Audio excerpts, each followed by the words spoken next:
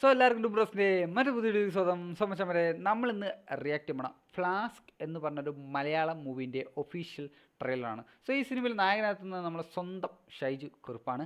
So ഈ സിനിമേൻ്റെ official trailer firstly നമുക്കൊന്ന് react ചെയ്ത് നോക്കാം. കാരണം ഇങ്ങനൊരു സിനിമയെ പറ്റി പോലും ഞാൻ കേട്ടിട്ടില്ല. സോ എന്നാലും നമുക്ക് ആദ്യം ഒന്ന് റിയാക്ട് ചെയ്ത് നോക്കാം, എന്നിട്ട് നമുക്ക് അതിനെപ്പറ്റി സംസാരിക്കാം.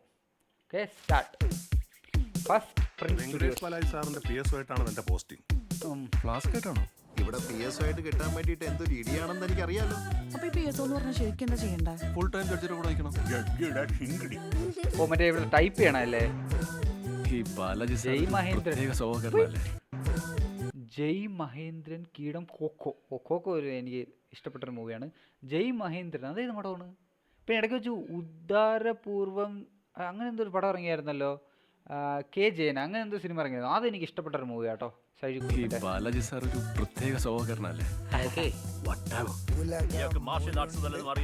ഞാൻ പാട്ടുപാടാൻ പോകാറുണ്ട്. മാർഷൽ ആർട്സാ?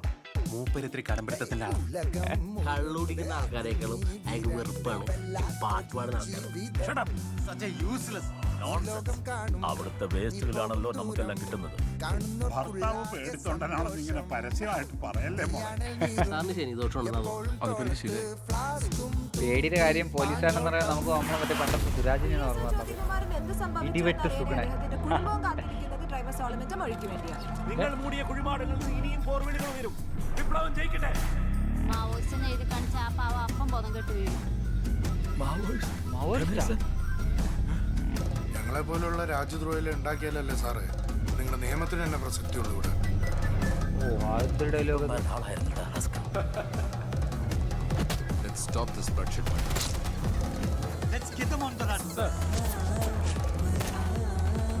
നിന്റെ ഈ ചോരക്കളി വേണ്ട ഗണേശൻ.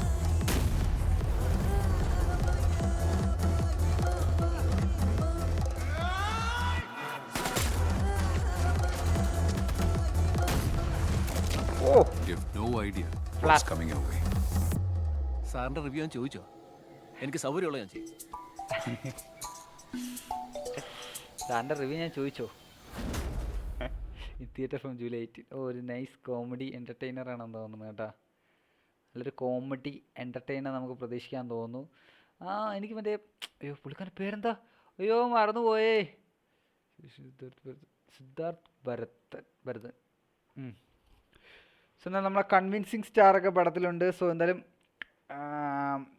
ട്രെയിലർ കണ്ടപ്പോൾ ഒഫീഷ്യലായിട്ട് ഒന്നുമില്ല, നമ്മളെ ആ ഒരു ഫ്ലാസ്കിന് എന്തോ ഒരു ഇമ്പോർട്ടൻസ് ഉണ്ട് ആ ഒരു മൂവിയിൽ.